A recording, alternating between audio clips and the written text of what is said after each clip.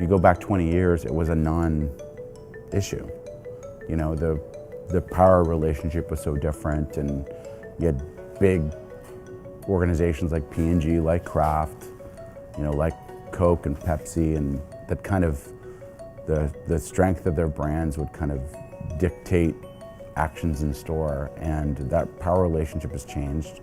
You've got, you know, 80% of retail in the hands of 3 players, 4 players maybe. The equation of who's holding the cards has changed, which means you need to change how you're going to interact. If you're looking at it as a CMO in the Canadian marketplace today versus say 5 years ago, probably a few new challenges. The absolute number one to me is talent. You know, we live in a very different marketplace today. We live in a very different CPG environment. CPG has generally been the training ground for great marketers who've kind of graduated or earned their PhD in a CPG Tier 1 organization, then gone off to do other things. You look at it today and it's just, you know, globalization, a lot of CPGs in Canada in a position now where, for right or wrong, are inheriting strategies out of the US or other markets even. And, you know, there's some danger of us becoming a country of executors. Change is the constant, it's just the rate that has increased. So, you know, the idea of being ahead of the curve is a whole different level of expectation today than it was 10 years ago, right? As I said, how you innovate, how you package, what value you're delivering to your consumer, how you communicate with that consumer, the change in the expectations of that consumer. You know, all of that is happening more quickly. So that means you need to be in this constant state of reinvention and be actually reinventing before you need to. I don't see it as either elevated or being taken down a notch or two. It's just, you know, I think at least at Kraft, we're a marketing-driven organization.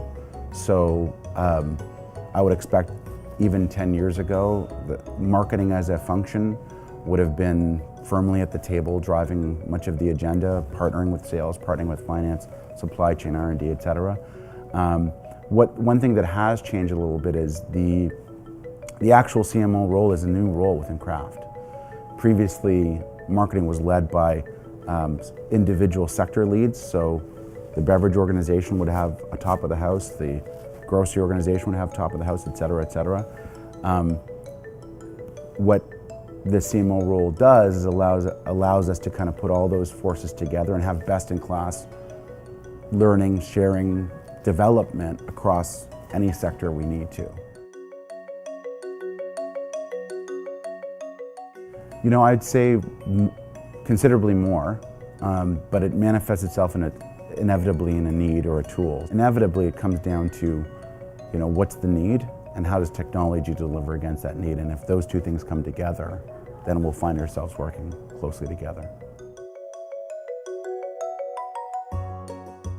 To me, there's the science of it, which is the technology, but the art of it is just, you know, not talking so much and opening your ears up a little bit and trying to learn something from your consumer.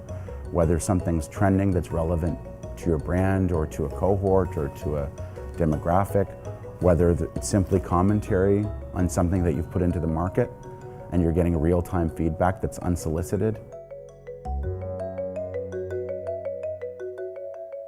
The question I would ask is, are ideas as important as they ever were? And so they may manifest themselves differently and in a way that someone would look at it and say, is that truly advertising? So that might change, but the core concept of big ideas hasn't changed, and it's bigger than ever. You know, so what brands mean, what they do, what they say, how they walk, how they talk, that's more important than ever.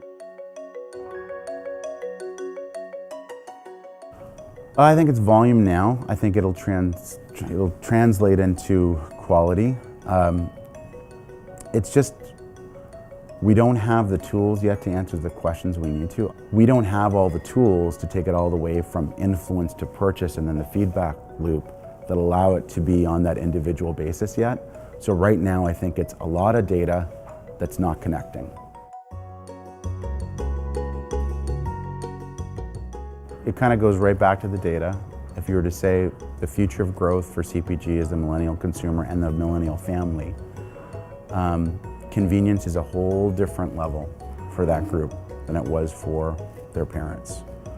So the idea of semi-scratch meals, of which we're a huge part of which CRM and What's Cooking as a brand is very much a part of, is a huge opportunity and one that we've taken advantage of. The CMO needs to be not only the evangelist for marketing in the organization, but my hope is that we're evangelists for a whole industry called marketing. And internally what that means is you have to be that head cheerleader. You have to, create a culture or invite others to help you create a culture that is like the one that we're trying to build here at Kraft, which is one that's idea seeking. We need to become an idea-driven culture. Having someone at the top of the house that's saying this is important and this is something as a skill that we need to develop is crucial. And when you think about it, the standards for comparison in marketing today are not local. They're not Canadian, they're global.